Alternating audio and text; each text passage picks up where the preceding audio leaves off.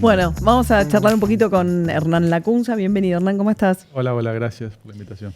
Bueno, Ernesto estuvo hablando en el arranque del programa de dos preguntas centrales. Una, sí, a ver, yo discutíamos si titular volvió el cepo. No, digo, el cepo no es el cepo de $200 por persona, pero el cepo es se llama control de cambio en realidad. Es una palabra que no tiene nada que ver.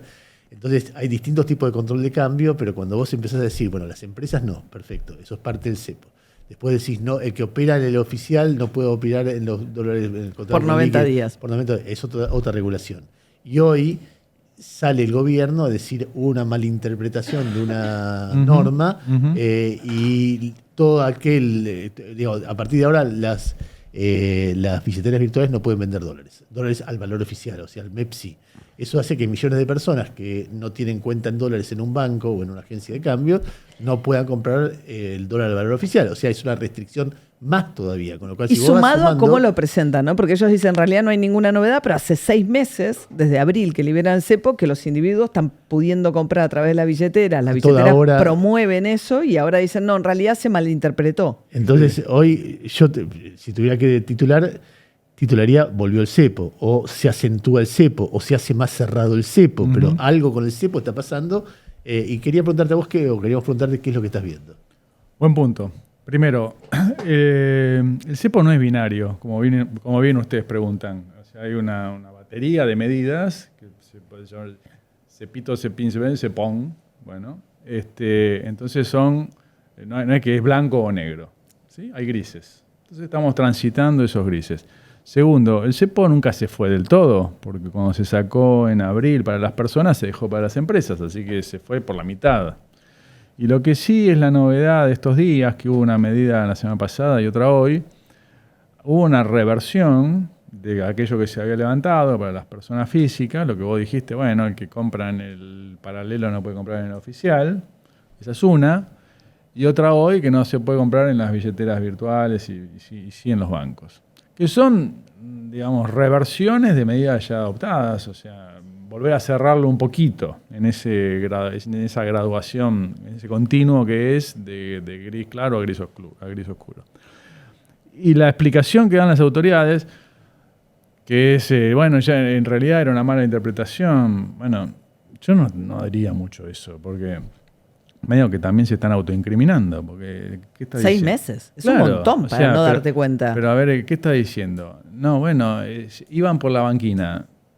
Entonces no estaba permitido. Pero iban por la banquina adelante de tus ojos, ¿no? Que iban por un camino. Pero Mercado Pago hizo toda una promoción porque lo que buscaban era vender más barato que los bancos, haciendo menor diferencia del spread, de la diferencia entre el compra y venta. Sí. Entonces fueron a competir activamente, además con la idea de yo te puedo vender fuera del horario bancario, te puedo vender el fin de semana. O sea, era como un activo que tenían. Sí, por eso no era una operación clandestina en un camino subterráneo, no, era a la vista de todo el mundo y principalmente el regulador. Entonces, si hoy se les ocurrió controlar, bueno, en realidad, la realidad importa más o sea, la gente va a poder comprar menos a través de eso, entonces la consecuencia... O tener que comprar más caro. Claro, la consecuencia... El que no tenga una cuenta bancaria y no pueda comprar a través de home banking de su cuenta bancaria. Exactamente, la consecuencia va a ser encarecerlo, o sea, que va a haber una brecha que ya existe, probablemente se amplíe, no a los niveles que supimos tener del 100%, ¿te acordás que el paralelo valía el doble que el oficial? Justamente porque no es volver a foja cero, no es volver al cepo soviético que teníamos hace, 2 años. Soviético es una forma de decir, digamos, muy, muy rígida, ¿no? Sí, no, me voy a meter en el lío diplomático. Pero... No sé si te enteraste que la Unión Soviética no existe más. O sea, sí, prescribió. No sé si tiene control de cambio de Rusia tampoco hoy. No, pero bueno, tiene un régimen más, menos occidental. Pero bueno, menos rígido que el que supimos tener, pero más rígido que hace 2 semanas. Entonces, bueno, va a haber algún efecto. Y la verdad es que la gente, si no se puede ir por la banquina, o digamos, la banquina se va a encarecer, porque va a haber que usar otra y va a haber más brechas. ¿Sí? A ver... pero, digo, es una señal de... Es una señal de la escasez de dólares que hay. Exacto, finalmente, ¿no? Digo, porque uno podría pensar... Porque como cuando el dólar se encarece, decís, bueno, estamos todos diciendo, tampoco es tan bueno tener un dólar tan atrasado. Ahora decís, che, tampoco quizás era una idea genial en este contexto hacer como un acceso ilimitado al dólar oficial. El problema es que si lo haces forzado por las circunstancias, estás corriendo una carrera en la que te estás midiendo. Exactamente, o sea, como todo bien, como todo activo, en este caso el dólar, que hay más demanda que oferta, o podés racionar por precio, entonces encarecerlo, o podés racionar por cantidad. El alcohol en el New York de la década del 20, podés racionar, o sea, encareces el whisky o la ley seca. Entonces, enseguida no se puede reprimir la demanda, en este caso de dólares, entonces enseguida surge el mercado paralelo, que es la brecha. Y bueno, hay dosis de eso, y bueno, lo que está reflejando es la escasez, porque que a este precio hay más demanda que oferta, al precio oficial. ¿Cuán dramática es la situación? Déjame fundamentar un poco la argumentación. Antes de las elecciones empieza a haber una presión muy fuerte sobre el dólar, sube el riesgo país, sube la cotización del dólar, no al nivel del techo de la banda, pierde el gobierno las elecciones y la presión se hace mucho más fuerte. Sí. El gobierno, como había dicho, empieza a vender reservas del Banco Central y vende en 3 días $1.000 millones y ahí se produce una situación de corrida muy fuerte. Aparece la medida que toman respecto a las retenciones y el respaldo norteamericano y se produce una euforia que duró 3 días y vuelve el riesgo país a saltar y vuelve la demanda. En estos días se liquidaron del sector agropecuario más de $6.000 millones, el gobierno compró solamente 2.000, hubo 4.000 que se supone que fueron como nueva oferta al mercado, y eso en lugar de bajar el dólar hizo que el dólar subió, con lo cual hay una se ve en esos números, se puede ver una demanda muy fuerte y muy voraz de dólares. O sea, sí, algo muy parecido a una corrida. Sí. El gobierno frente a eso trata de poner diques y de vender dólares al valor ese, entonces la corrida se hace más fuerte. Y a mí me parece que entre la magnitud del problema y la manera en que está respondiendo el Ministerio de Economía, podemos estar entrando en un problema muchísimo más serio. Pero quería ver qué es lo que vos ves de esto. Sí, primero estos fenómenos o estos comportamientos, Ernesto, no se incuban en 2 semanas. En general se incuban, se acumulan durante bastante tiempo. Yo te diría de 1 año a esta parte. Déjame remontarme un poquito. El gobierno evitó una catástrofe inicial que era muy, muy difícil y con mucha pericia, que devaluó, después fue apreciando la moneda y 12 meses atrás podría haber ido liberando y en lugar de eso se entusiasmó con esa receta que dio resultado, que es ir pisando el dólar, y después puso, ¿te acordás que hacía un deslizamiento, le llamaban el crawl al 1% mensual, que era una forma también de ir regulando el precio, que es muy eficaz y muy popular porque vos vas atrasando el tipo de cambio, entonces todos nos sentimos más ricos en dólares, los precios bajan más rápido, es muy poderoso antiinflacionariamente. Como ancla. Claro. Y todos nos sentimos, el salario en dólares se duplica como si eso fuera normal, o sea, como si, imagínate, la productividad del trabajo se duplicara en 1 año, nunca pasa, entonces, bueno, todas señales de que eso... empezás a importar más, a exportar menos, a viajar. Entonces los ingresos altos viajan a Brasil o a Miami, los ingresos medios se compran un iPhone o un celular, y los ingresos bajos compran, si querés, alimentos y vestimenta más barata, porque son transables, entonces, bueno, el dólar es más bajo. Entonces, es muy popular eso. Lo que pasa es que es como un elástico, que vos lo vas tensando, hasta que un día no da más. Y si querés tuvo un error de cálculo, que es pensar, sacó la mitad del cepo en abril, dijo, bueno, voy a aguantar con esto. Ahí comete, que me parece, un error no forzado grave. Las LEFIs. No, antes de eso. No comprar reservas. Exactamente. Que es también con una lógica electoral, del semestre electoral, abril-octubre, tener el dólar bajo. No, que va a ir al piso, totalmente absurdo. Y entonces no comprar reservas en ese momento, que estaba más barato, 1.100, 1.150, que duró 3 meses, para este momento donde entonces sí tenés reservas y no es que te corren, porque vos me decís, la economía está más sana que hace, comparemos con el final del gobierno que me tocó actuar, sí, está más sana, hay equilibrio fiscal, no hay maquinita. El final de Macri, decís. Sí. Mucho más sana que la de Alberto. Sí, mucho más sana. ¿Sí? Ok, están los incentivos bien alineados. Ahora, No tiene oxígeno en los pulmones, o sea, una corridita de 100 metros no la puede aguantar, que es lo que pasó hace 2 semanas, porque tiene reservas negativas. Entonces, bueno, tenías que juntar reservas en la época de abundancia relativa, que la cosecha gruesa, que es abril-junio. Pero juntar reservas era meter un demandante fuerte, digamos, de claro. dólares, lo cual iba a llevar el dólar más arriba, con lo cual ibas a pagar con un poco más de inflación en la previa electoral. El punto, ese es el punto. Entonces, pero, bueno, justamente digo... Pero perdona, ¿no crees que es ortodoxo? Porque cuando él dice va a ir al piso, van a sobrar pesos. Si uno mira para atrás, ¿vos crees que es un delirio? Porque si uno piensa, porque en el esquema ellos decían, ¿no?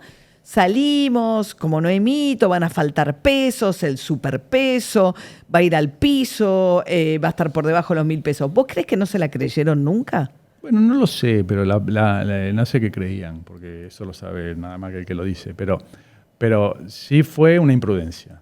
Y vos me decís, María, vos me decís, che, a ver, decime, un solo pecado que no se puede cometer es la imprudencia en políticas públicas. Y ahí fue una imprudencia, porque imagínate si iba al piso, hoy tendríamos la presión cambiaria, la expectativa evaluatoria, entonces menos mal que no fue al piso. Ahora, las crisis, las corridas se incuban en época de abundancia. Entonces, si no aprovechas la abundancia para acumular, bueno, después estás sin oxígeno. Eso para explicar o tratar de entender este momento. Pero te voy a hacer una lectura un poquito más estructural, no mucho más, 1 año y medio. O 1 año. Hace 1 año tuviste que hacer el blanqueo. 20.000 millones de dólares, voy a redondear. Hace 6 meses o 5, el acuerdo con el fondo. 14.000 millones de dólares. Ahora el Tesoro con presuntos 20.000 millones de dólares. Siempre te agarra con la cabeza bajo el agua, ¿no? Porque no tenés dólares. Entonces, ¿qué haces? Pedís tanques prestados, tanques de oxígeno. Blanqueo, no es prestado ese, pero son extraordinarios, o sea, por única vez. Obviamente, un tanque de oxígeno es finito, se acaba. Fondo monetario, otro tanque finito, se acaba. Y ahora el Tesoro. Tenés que preguntarte por qué tenés la cabeza bajo el agua, siempre. ¿Por qué no tenés la capacidad de acumular reservas propias? Porque no es lo mismo las reservas prestadas que las propias. ¿Sí? Porque los prestados son puentes, ¿viste? Sí, bueno, son finitos. ¿Vos estás seguro que los 20.000 vienen? No. Bueno, tampoco, no lo sé. La realidad es que no lo sé. Pero el mercado no está seguro, no importa yo. Porque creo que este último capítulo de esta serie de donde estoy tratando de distinguir flujos de stocks, o sea, los tanques son stocks y los flujos es otro tipo de cambio, seguramente, donde hay más oferta que demanda, de exportadores que de importadores, o que conviene más que vengan turistas brasileños acá y no nosotros para allá, eso estoy diciendo. Ahora, este último, que fue muy poderoso, porque teníamos una corrida, primero, 1.000 millones de dólares fue la corrida. 0,15 del PBI. Pregúntate por qué no podés correr una carrera de 100 metros, no una maratón. Porque el gobierno... Eso el viernes, o sea, va, los 3 días jornadas consecutivas, sí. Pero el viernes sobre todo que vende casi 700 millones de dólares. O sea, no aguantas una corrida de 0,15 del PBI para poner en perspectiva, las cosas nunca, no son idénticas pero el gobierno 2018-2019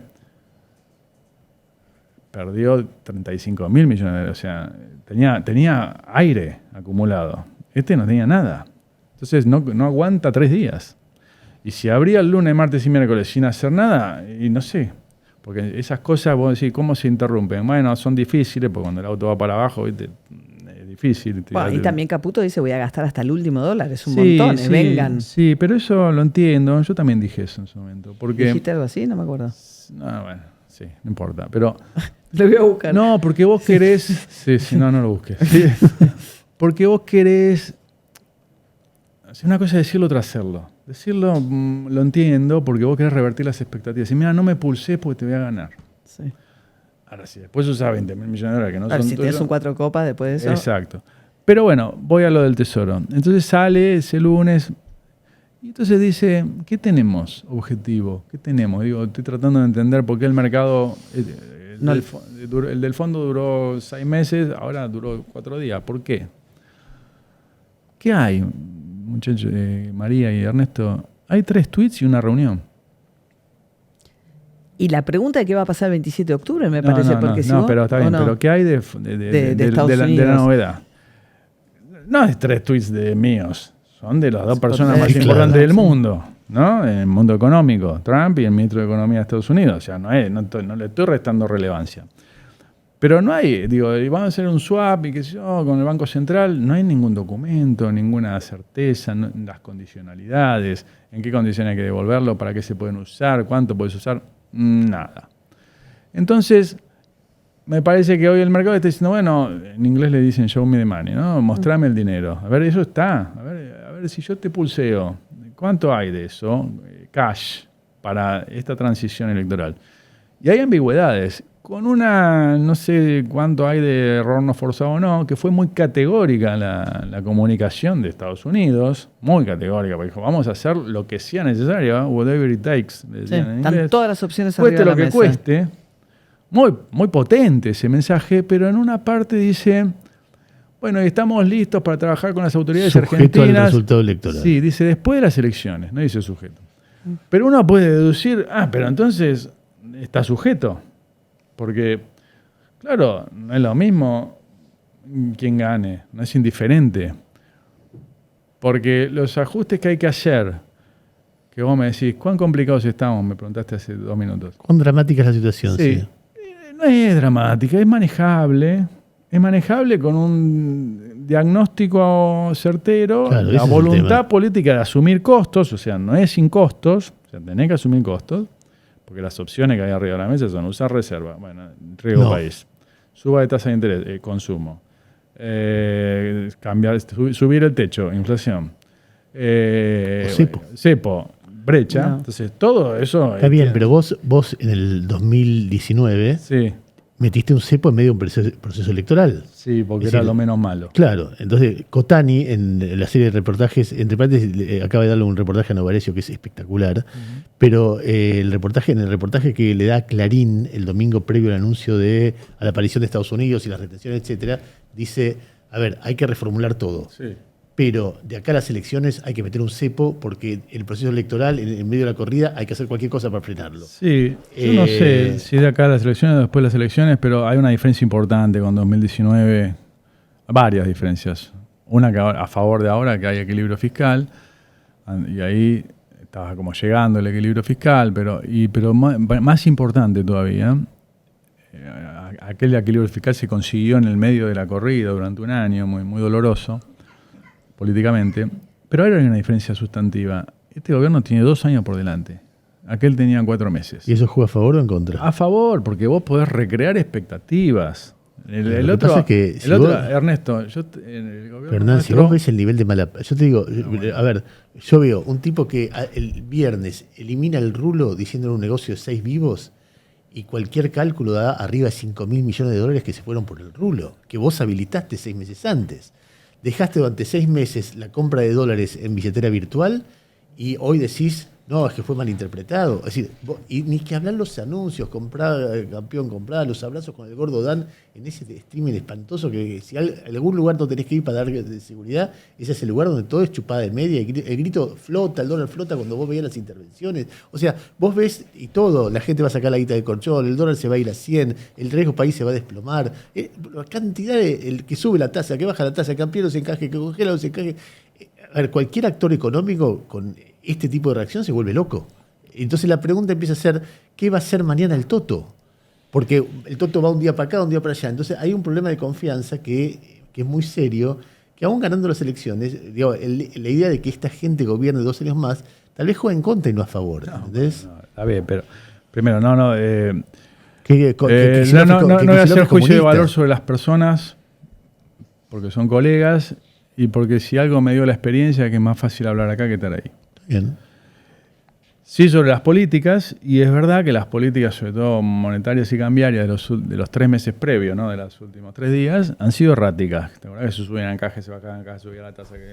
La verdad que eran contradictorias. Y eran todas para compensar esa idea un poco que era el origen del mal. Voluntarista. Sí, voluntarista, que era pisar el dólar para que no suba la inflación en el semestre electoral. Entonces, bueno, tuvo un montón de daño colateral que se trataba, entonces era todo parche sobre parche. Y eso sí es parte del problema importante. No obstante lo cual, uno puede decir, bueno, está bien, pero uno puede aprender de eso o razonar así en la preelectoral, porque también, déjame la experiencia. Bueno, mirá, ¿sabes cómo se toman las decisiones? Dice, bueno, mirá, lleguemos a la elección y vemos. Pensar distinto no es realista, ¿sí? Entonces, Cotani dice, bueno, no sé.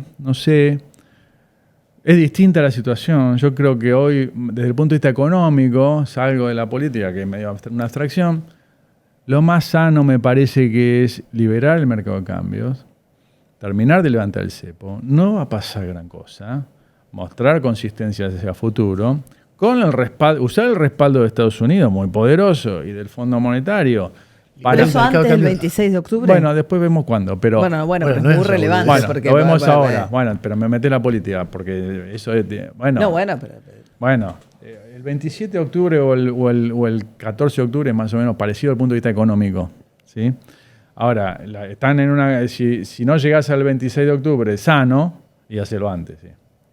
Pero bueno, yo te estoy tratando de entender las diferencias con aquello. Ahora me parece a mí que me daría miedo hacerlo ahora, ¿eh? Y sí, porque puede ser un camino de ida. Y entonces lo entiendo. Pero a la vez, si todo el mundo asume que el 27 vas a salir, ¿para qué vas a llegar al 26 si están todos ya partiendo la base que el 27 salís? Bueno. Es imposible llegar al 27. Es como que un feriado cambiario ¿Se largo. dan cuenta? Ustedes dos están planteando el dilema. Vos decís, yo me da miedo salir ahora, y vos decís, bueno, entonces el 27 te lo van a anticipar ahora. Bueno, ese es el dilema que tienen las autoridades. Ahora, otro error peor sería, bueno, no, es porque las elecciones y porque Kicillof, que obviamente que son detonantes. Es comunista, dice no todo sé, el tiempo, dice no. Caputo. O porque los que ganen tengan ideas, que las tienen, la oposición, una parte de la oposición, que son... inconsistente, para ser suave. Claro que importa, pero esos en todo caso son detonantes, no causas. Porque si vos tenés un régimen monetario y cambiario que es sólido, sí, solo sí, vos ganás la elección, pero eso no es democrático, porque perder una elección está dentro de la regla del juego, porque si no, solo funciona si gano, no. Pero adicionalmente pasó algo que me pareció bastante curioso estos días, que Caputo dice, no me piden nada cuando va a lo de Viale. Solo me dijeron, Toto, hace un poco más de política, ¿no? Que es bastante loco que Trump le diga, o que en este caso Scott Bessent le diga, hace un poco más de política. Y hoy va Milei a lo del AGE y dice, no, yo no tengo que hacer nada, yo lo único que tengo que hacer es garantizar la macro, que haya superávit, y yo no tengo que hacer nada más. Entonces, bueno, es bastante contradictorio, porque si vos crees que no tenés que sentarte con los gobernadores, darle fondos que te estás reteniendo para las rutas, hacer alguna obra pública, lo que fuese, es bastante difícil que ese diálogo prospere. Pero a la vez, pareciera ser que el propio Caputo dice que es la condición que le está poniendo Estados Unidos. Bueno, buenísimo. Entonces son dos planos, el económico y el político. Yo quiero escapar un poco a la pregunta de si es antes o después del 26, porque en el largo plazo, que es lo que me importa... es indiferente. Bueno, en el corto es angustioso. En el corto sí, pero no tengo una respuesta categórica ahí porque ustedes plantean el dilema. Pero vamos a... olvidémonos que hay el divisor de aguas, que es el 26 de octubre. Hay este régimen difícil que se sostenga. ¿Antes o después? Antes o después. O sea, evidentemente se está testeando y está haciendo agua. Entonces, va a haber que hacer una sintonía fina, llamarlo así. Que no va a pasar nada dramático. No se va a ir el dólar a 2.500 y la inflación a 20. No va a pasar porque también hay orden fiscal, entonces, y no está la maquinita encendida. Y la economía está muy planchada. Sí, pero esa es la recesión. Que ayuda a que haya menos traslado a precios. Viste que en los últimos 3 meses la devaluación fue 7, 8 mensual y la inflación fue 2. Ayuda. Y eso es por una causa mala, que hay la economía planchada, y por una causa buena, que es nadie está descontando que hay una maquinita encendida, entonces va a haber inflación más adelante. Entonces, mérito del programa, mérito fiscal. Entonces recuperás capacidad de política cambiaria, y no es que hay que ver que el dólar te atrasó 50%. Nadie sabe bien cuánto, pero estoy seguro que no es 50. Sí, nadie sabe bien cuánto, pero sí podemos decir cuánto no. ¿Sí? Entonces, bueno, lo puedes hacer en un día. Si ganás la elección, lo vas a hacer más armoniosamente, más ordenadamente. Y si perdés, más desordenadamente. Pero no hay una catástrofe. O sea, no hay una hiperinflación, un default, un corralito. A menos que para llegar al 26 te hayas gastado las pocas reservas que te quedan. Claro, y a menos que tengas el diagnóstico equivocado y que si ganás, piensas, viste que el ejercicio ese de la arrogancia, que es lo peor que puedes hacer, porque te volvés sordo. Entonces cuando alguien te dice algo, de adentro lo echás, de afuera le decís mandril, y bueno, te vas como encepando valga el término, en tu metro cuadrado. Y entonces no, como gané, porque yo tengo un buen resultado electoral, entonces no tengo que cambiar nada. Y va a ser una agonía. Entonces, ¿cómo va a reaccionar el gobierno? No lo sé, porque hay que reconstruir el régimen, refinar el régimen monetario y cambiario, que está bastante baqueteado. Y también hay que reconstruir algo que es la capacidad de hacer política con mayúsculas, no política económica, que exige otra impronta distinta a la que usó estos primeros 2 años, que ya el Congreso le marcó un límite hace 2-3 meses, que 7 leyes con costo fiscal. Entonces, o sea, la forma de gobernar con DNU y veto está agotada, gane o pierda, está agotada. Entonces tenés que cambiar no solo la cuentita ahí de cuál es el dólar de equilibrio y que no estar muy lejos, sino también la forma de buscar diálogos, consensos y aprobar reformas que hay que hacer, la laboral, la impositiva, la de provincias, que por más que al gobierno le vaya bien, no va a tener quórum propio. Entonces, bueno, ese es un desafío que no sé cuál va a ser la reacción. No sé ni la reacción a los dilemas económicos que estamos hablando hace 20 minutos. En lo inmediato. Ni a la política. O sea, ¿cómo se va? Supongamos que sale todo bien, que se calma esto, que el Tesoro da una señal más contundente, que la elección es favorable al gobierno. El peor de un mundo peligroso creo que es, bueno, listo, no hagamos nada, no tenemos que hacer nada porque eso, vos que sos futbolero, como ganar 3 partidos, entonces al cuarto va, y no, por ahí hay que cambiar en la victoria. Ella más que yo. Futbolera. Lo que pasa es que es cuerva, entonces anda bajo perfil. Con poquito nos arreglamos bastante bien, nos vendría bien hoy para Argentina. No, pero lo que pensaba es que, o sea, viene toda esta idea, que ya la hemos escuchado tantas veces, que las próximas son las reformas laborales, impositivas, bla, bla, bla, la jubilatoria, pa. Pero es imposible que el Congreso funcione en la medida en que Milei no esté dispuesto a entender que hay un país federal, que hay una producción. O sea, si a cambio de ese diálogo, de lo que fuese, de la agenda que el fondo ya le escuchamos hablar 70.000 veces, si no va a girar fondos para las rutas nacionales, es muy difícil que ese diálogo avance. O sea, está bien. Buen punto. Ahora, la única forma de hacer... Hoy volvió a decir, perdón Hernán, te interrumpo en esto nomás, pero hoy le dijo la G, bueno, y si cambian algo, bueno, sigo gobernando por decreto el presupuesto, dijo hoy, de vuelta. Sí, bueno. Entonces decís, ok, si vos volvés a decir, aprobás a libro cerrado el presupuesto que te mandé o vuelvo a prorrogar todo por decreto, pues total todo me da lo mismo, es muy difícil hablar sobre ninguna otra cosa. Hoy se juntaron, ¿cuántos? Son 6, 7 gobernadores, se armó el bloque que estaban con la candidatura Schiaretti, son bastantes. Y no tienen tanto en común. O sea, tienen en común que gestionan provincias grandes, sí, y que dialogan con un poder central que es sordo, si es que hablan. Digo, todos hablan de lo mismo, no me sirve de nada, es imposible. Además, tipos que han estado cerca, cuyos electorados han estado cerca, que no tenían los principales incentivos para alejarse del gobierno. Sí, déjame decir algo. Primero, sí, a esa forma de gobernar por decreto y veto, me parece que está agotada porque se vio en los últimos 3 meses y repito, si el gobierno, aun cuando tuviera buena elección, puede, mirá lo que te digo, duplicar su músculo legislativo y aún así tener 30. Sí, con suerte frena vetos, en el mejor de los casos, en diputados. Exactamente. Pero bueno, no aprueba reforma laboral y compañía. Pero déjame decir algo también más condescendiente con el gobierno o también la responsabilidad conjunta, ¿viste?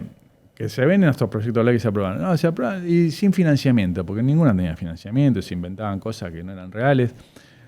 Bueno, la responsabilidad de la estabilidad, de la baja inflación, que viene derivada de la responsabilidad fiscal no es del Ejecutivo de turno nada más. Te puedo contar 1000 anécdotas de cuando me tocó ser funcionario. Los ejecutivos, parece que la inflación es nada más que del Ejecutivo. Entonces, no, gasto más lo que no tengo. O sea, y el Congreso trabaja de popular. ¿Viste? No, aumenta gasto y baja impuestos. Hay una responsabilidad ahí del gobierno. A ver, uno piensa, termina la elección, gana el peronismo del Provincia de Buenos Aires. Por cinismo o por convicción o por una mezcla de dos cosas, Kicillof le pide una reunión a Milei. Sí. A ver, Milei y Kicillof son dos productos de la democracia argentina. Sí, Lo lógico es que esa reunión se produzca. Sí. ¿Qué le dicen comunista? Entonces hay un momento donde... Pero entonces vos decís, bueno, Kicillof, ponele que es kirchnerista, no sé por qué razón con el kirchnerismo no se puede hablar. Pero después están los gobernadores, entonces, son miles. A ver, bueno, digo por el chiste gallego, ¿no? Pero, digamos, durante todo el primer año le aprobaron todas las leyes menos una. No, o sea, hay un momento en que la agresividad, el insulto, las ganas de ganarles en cada elección y pintar de violeta todo. Hay una cosa que sos Scarface, ¿viste? Todo eso es así, y la violencia nunca es una cuestión de forma. El que le baja la importancia a la violencia es el violento, porque necesitan minimizarlo. Nunca es una cuestión de forma, siempre una cuestión de fondo. Vos querés influir sobre otro, reprimirlo, silenciarlo, así que no, ninguna duda. Ahora, déjame decir algo. Este es el segundo año que no hay presupuesto.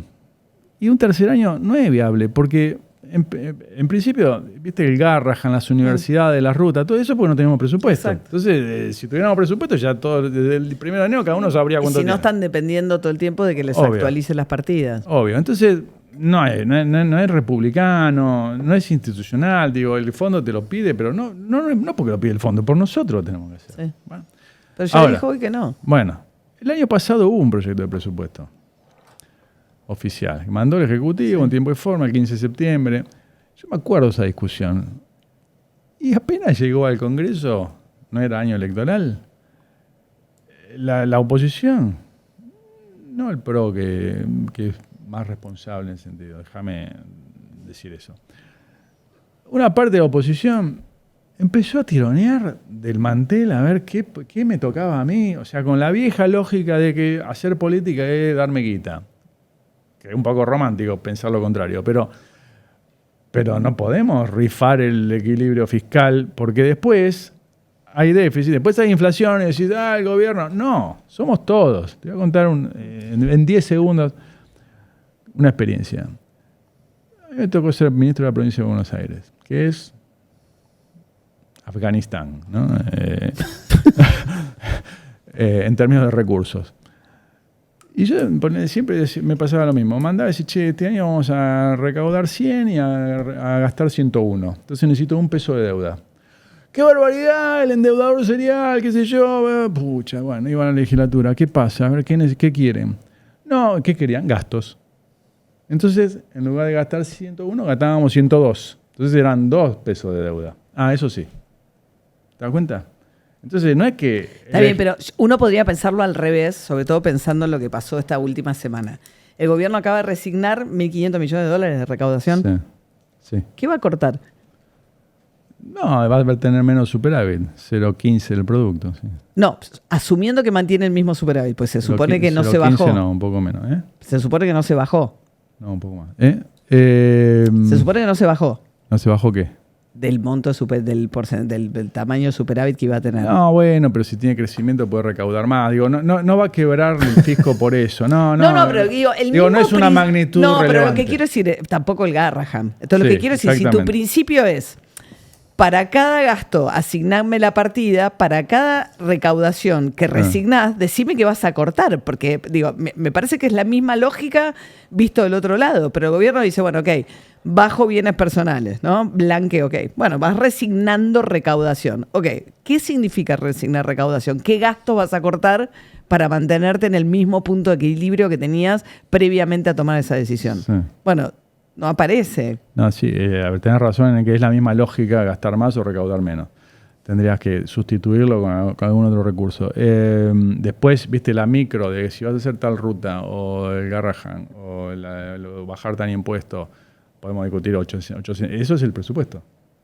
Entonces, sí, bueno, bajá tal impuesto, retenciones, bienes personales, cheque, y bueno, pero si generás una capacidad dinámica de que, bueno, por eso va a haber más la economía más blanca, porque bajás impuesto al cheque para cambiar de tema, bueno, tiene sentido. Entonces, para eso tenés tus recursos, tus excedentes, tus holguras. Entiendo y me parece prudente y respetable que vos nos digas lo que hay que hacer acá en las elecciones es tal cosa, porque es evitar el título y en todo caso no te corresponde a vos y está perfecto. ¿Qué no harías? Ya estuvo ahí, además, claro, ya sabes. ¿Qué seguro no harías? Bueno, no me gastaría muchas reservas en acércate al micrófono.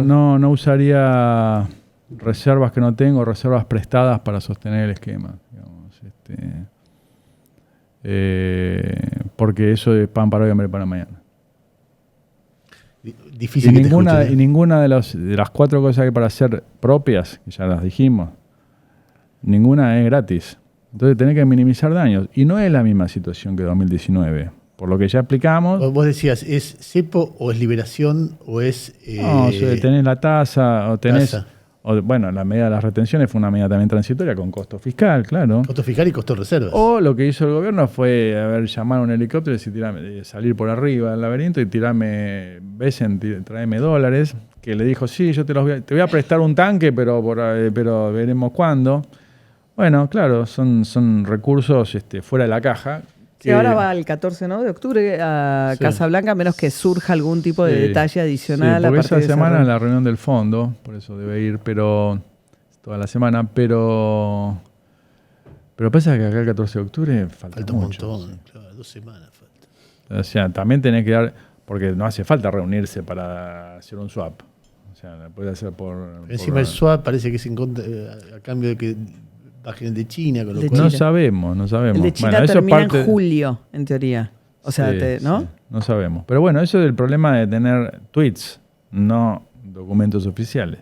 Porque ahí está claro. Pero bueno, cuando no sabemos, no nosotros. Cuando el mercado no sabe, sospecha mal. Entonces, ¿por qué no se sabe?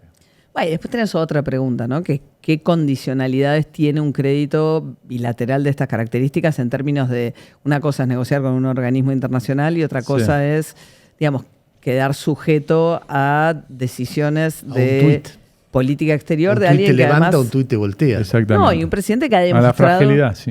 La fragilidad institucional de un tuit. Pero sí, tenés razón, porque los organismos internacionales ya tenés patrones. Hay reglas. O sea, el fondo tiene, no sé, debe tener en su historial 1000 acuerdos con países, con Argentina 28. Entonces hay antecedentes, entonces ya sabemos más o menos por dónde viene. Sí, lo bilateral, no es que cambia el gobierno y el fondo te puede voltear un acuerdo de esa manera. Y además, Trump ha hecho de la discrecionalidad de la política exterior un rasgo bastante particular. Cierto. Entonces... si el apoyo es a Milei y no a Argentina, eventualmente, entonces está tan condicionado al resultado electoral de Milei, se puede convertir en un factor de enorme inestabilidad, digamos, en el mediano plazo también. Sí, claro. Y además, en el caso de estos fondos, Estados Unidos los usó en 30 años. El más grueso, fue mediados de los 90 en México. Tequila, eso habrá sido marzo del 95, por ahí. Tequila fue en diciembre del 94. Y después hubo dos o tres con Uruguay, algunos en Corea. Y además el Uruguay fue por 3 días. 3 días. Cosa, nada entonces más no hay antecedentes. Claro. Hay más discrecionalidad. Bueno. Ernesto Tenenbaum. Estás mirando cómo se... No te hablé de fútbol. Me acordé de algo que con este quilombo me había olvidado. No quiero saber qué estás pensando. Estudiantes contra... No. Estaba segura. ¿Estaba segura? ¿Cómo acaba de terminar 1-1? ¿Qué, Libertadores o no? No. Ya. Yo soy de un equipo tratando de sobrevivir. Escuchame. O sea, no tengo ninguna aspiración. Voy a tener la prudencia de no mostrar los chats que me manda. Yo te quiero decir una cosa. De fútbol. Yo te quiero decir una cosa. Yo quiero que gane Racing. Y quiero que Racing sea campeón. Gracias. Anulo Mufa. Sí. No, de verdad quiero. Tengo muchísimos amigos. Yo también. Sí, yo quiero mucho Racing. Lo único que te digo es que hagan como mínimo el mismo papel con Flamengo que hicimos nosotros. Lleguen a los penales, empaten la serie. Si hacen eso, para mí está bien.